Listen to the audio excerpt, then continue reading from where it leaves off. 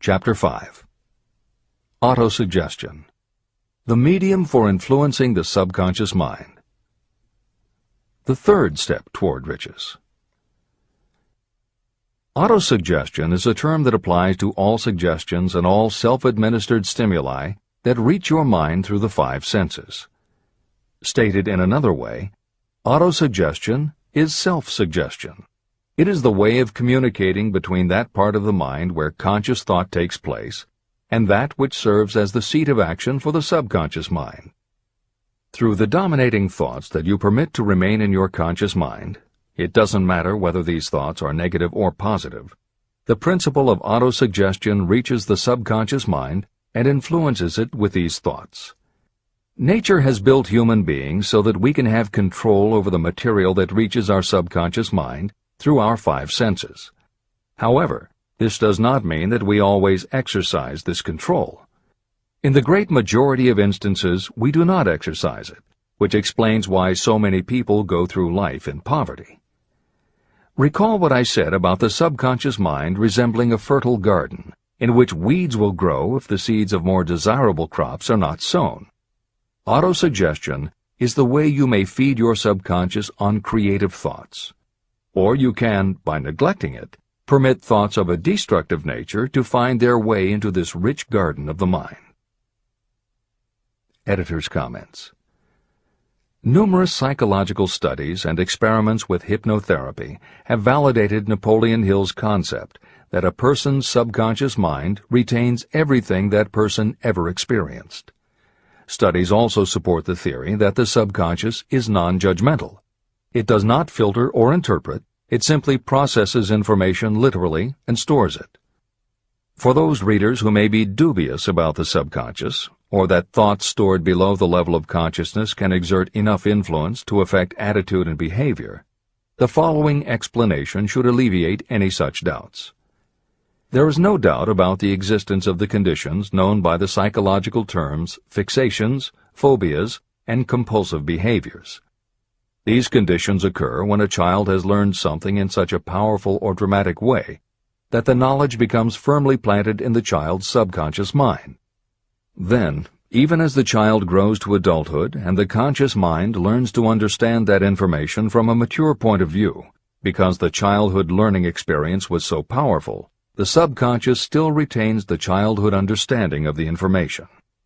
The result is a fixation, phobia, or compulsive behavior that causes a response rooted in childhood, which does not make logical sense to the adult's conscious mind. That is because it does not come from the conscious. It comes from the subconscious belief that was so emotionalized it overrides the adult's logical conscious mind. Hill's theory is based on exactly the same psychological principles.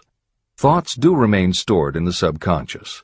They remain just as they were when they were input, and the more highly emotionalized the thoughts are when they are input, the more influence they exert on attitude and behavior. It is this aspect of the subconscious that will allow you to use autosuggestion as a tool with which to input the positive thoughts that will help you achieve the success you desire. This is the end of the editor's comments. See and feel money in your hands. You were instructed in the last of the 6 steps described in Chapter 3 on Desire to read aloud twice daily the written statement of your desire for money. You were also directed to see and feel yourself already in possession of the money. By following these instructions, you communicate the object of your desire directly to your subconscious mind in a spirit of absolute faith. Through repetition of this procedure, you will create thought habits that reinforce your efforts to transmute desire into its monetary equivalent. Read these steps again, very carefully, before you proceed further. 1. Fix in your mind the exact amount of money you desire. It is not sufficient merely to say, "I want plenty of money." Be definite about the amount. 2.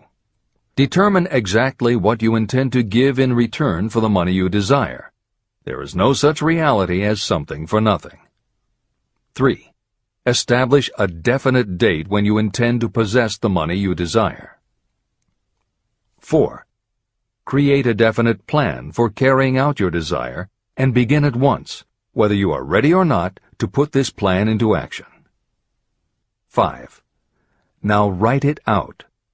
Write a clear, concise statement of the amount of money you intend to acquire, name the time limit for its acquisition, state what you intend to give in return for the money, and describe clearly the plan through which you intend to accumulate it. 6. Read your written statement aloud, twice daily. Read it once just before retiring at night, and read it once after arising in the morning.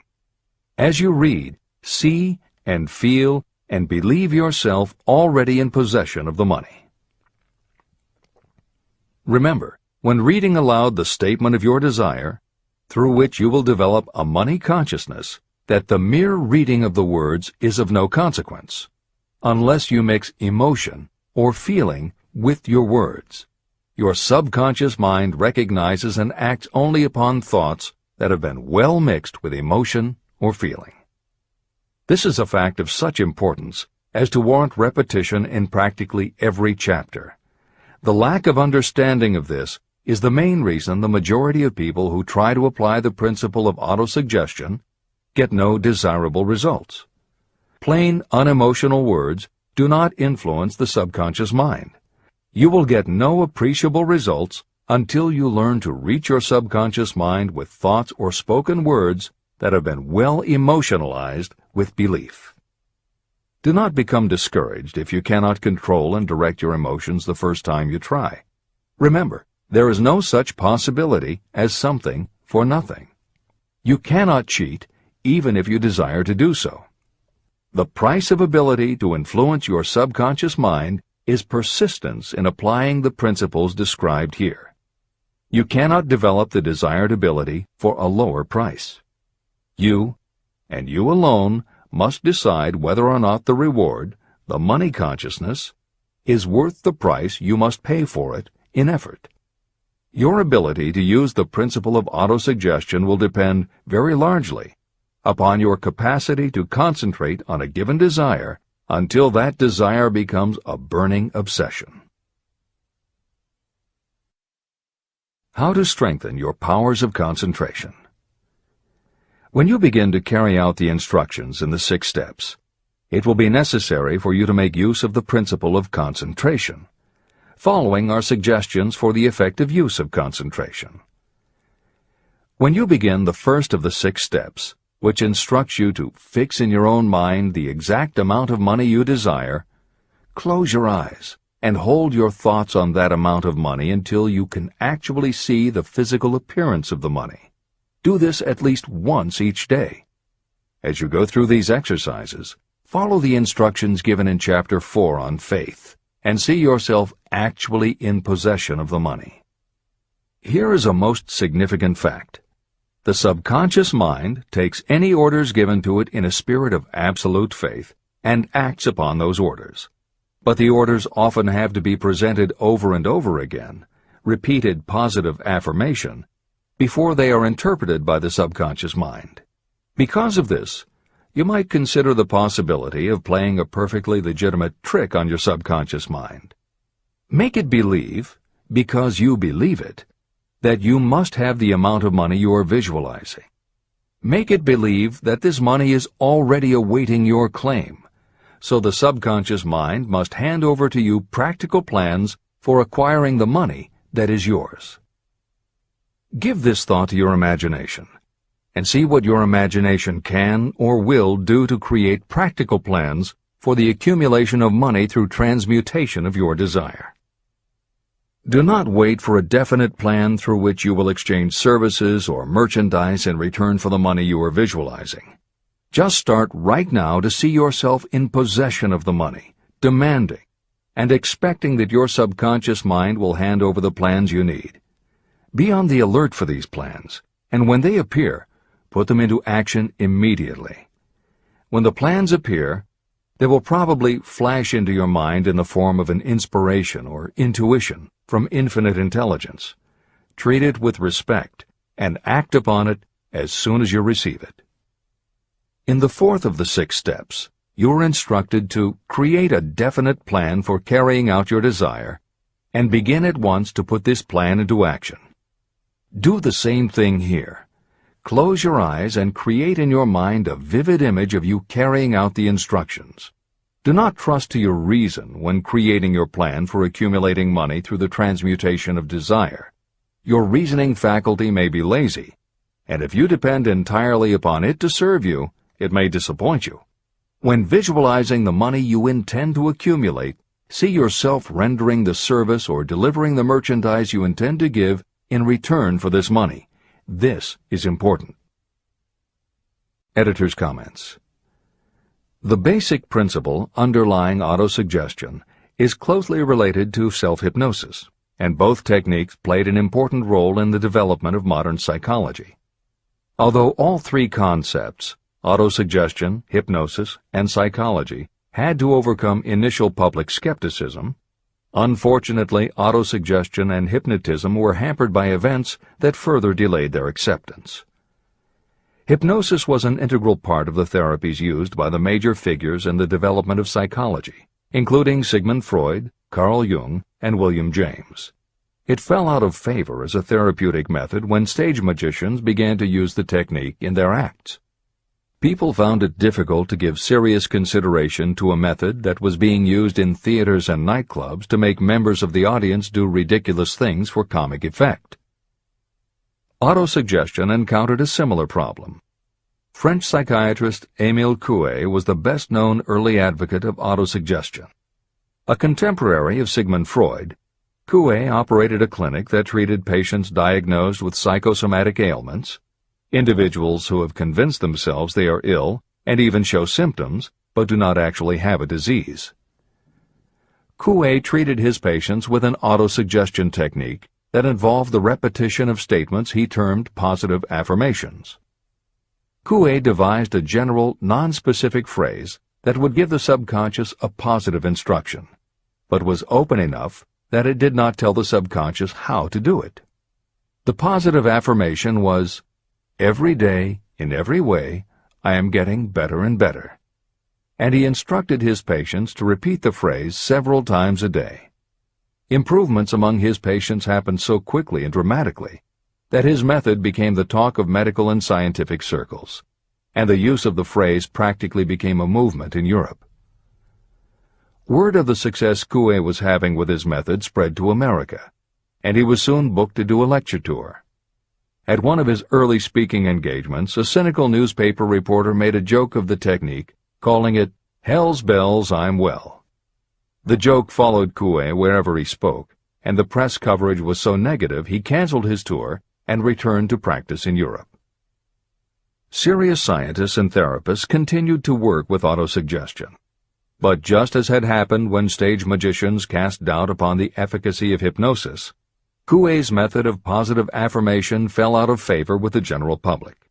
It took the openness of the latter part of the 20th century before the techniques of hypnosis and autosuggestion gained general acceptance once again. Today, if you go on the Internet, there are over 40,000 web links featuring positive affirmations, and numerous bestsellers have been written on the subject. Virtually every newspaper, magazine, and television news program regularly features stories on the crucial role the mind plays in personal growth and achievement. Techniques based on autosuggestion have fostered countless best-selling books, audiobooks, and video programs. And every week thousands of people attend seminars, lectures, and retreats to be inspired by motivational speakers or spiritual leaders, and to learn techniques that will help them achieve success, almost all of which are based on the basic principles Napoleon Hill advocates in this book. When Hill instructs the reader to close your eyes and hold your thoughts on that amount of money until you can actually see the physical appearance of the money, he is in fact describing the autosuggestion technique most widely taught by contemporary motivational experts. Today it is called creative visualization, and it is regularly used by some of the most successful trainers of Olympic athletes and professional sports teams. It is used by NASA in training astronauts, and medical professionals use it in a variety of ways, including teaching it to patients who need to elevate their autoimmune system. Using visualization effectively is much more than simply daydreaming about something you would like to have or a goal you would like to achieve. Visualization is a specific technique that involves the use of imagination, creativity, vivid imagery, and affirmations, all focused on creating something you wish to manifest in reality. Napoleon Hill identified the practice of visualization and wrote about it as early as 1928 in his first bestseller, Law of Success.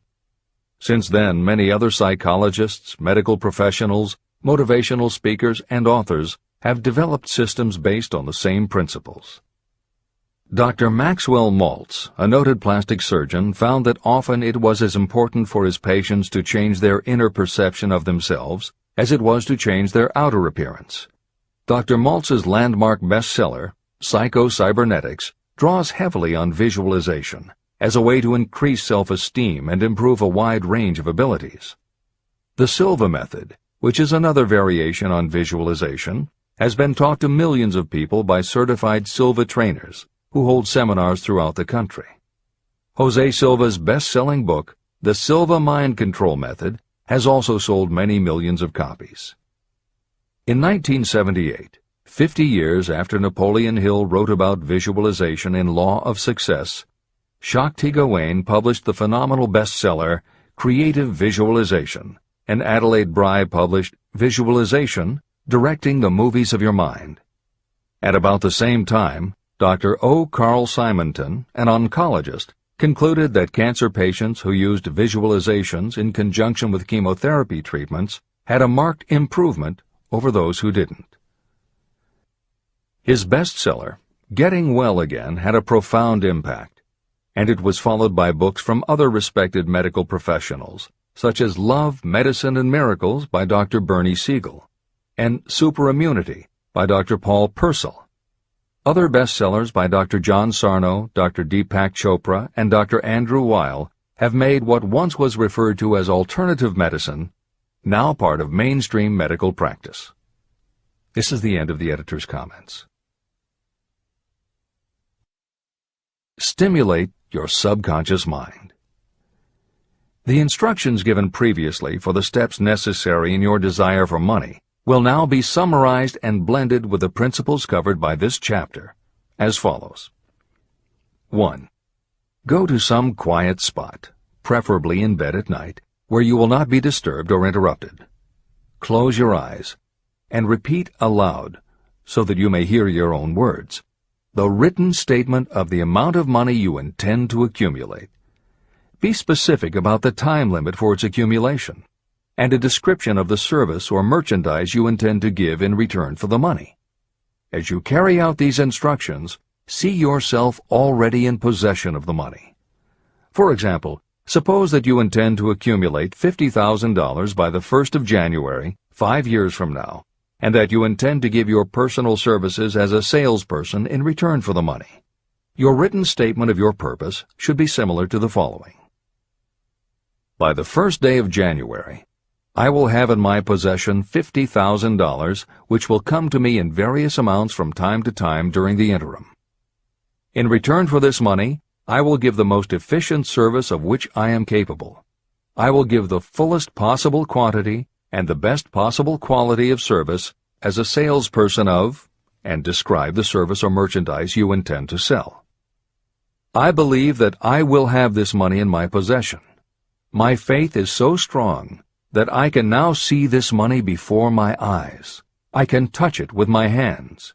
It is now awaiting transfer to me at the time and in the proportion that I deliver the service in return for it. I am awaiting a plan for getting this money, and I will follow that plan when it is received. 2.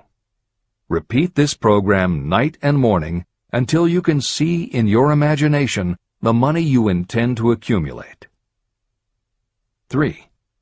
Place a written copy of your statement where you can see it night and morning, and read it just before retiring and upon rising until it has been memorized. Editor's comments. The following is another suggestion, adapted from Hill's later writings, which appear in Napoleon Hill's Keys to Success. Surround yourself with books, pictures, mottos, and other suggestive devices. Pick things that symbolize and reinforce achievement and self-reliance. Constantly add to your collection, and move things to new places where you can see them in a different light and in association with different things. I had a friend who was a realtor who kept her $1 Million Club certificate over her desk to remind herself of what she was capable. One day she took it down to dust and set it on top of a newspaper. When she picked it up again, she saw beneath it an article about the new football coach who had been hired at the university. Guess who bought a house she had been struggling to sell? This is the end of the editor's comments. Remember, as you carry out these instructions, that you are applying the principle of autosuggestion for the purpose of giving orders to your subconscious mind. Remember also that your subconscious mind will act only upon instructions that are emotionalized and handed over to it with feeling. Faith is the strongest and most productive of the emotions. These instructions may at first seem abstract. Do not let this disturb you. Follow the instructions no matter how abstract or impractical they may appear to be. If you do as you have been instructed, in spirit as well as in act, the time will soon come when a whole new universe of power will unfold to you. Skepticism, in connection with all new ideas, is characteristic of all human beings. If you follow the instructions, your skepticism will soon be replaced by belief, and belief will become crystallized into absolute faith. Many philosophers have made the statement that man is the master of his own earthly destiny, but most of them have failed to say why he is the master. The reason that man may become the master of himself and of his environment is because he has the power to influence his own subconscious mind.